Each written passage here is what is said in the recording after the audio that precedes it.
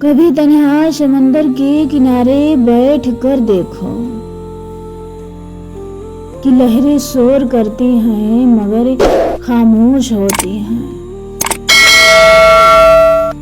وہ اپنی راہ چلتی ہیں، کسی سے کچھ نہیں کہتی۔ عجب سی بات ہے لیکن بہت کچھ وہ بھی سہتی ہیں۔ انہیں معلوم ہے کوئی کسی کا کچھ نہیں ہوتا، کسی سے کچھ نہیں سنتا کہ جس سے سننا پڑتا ہے اسے کہنا نہیں پڑتا۔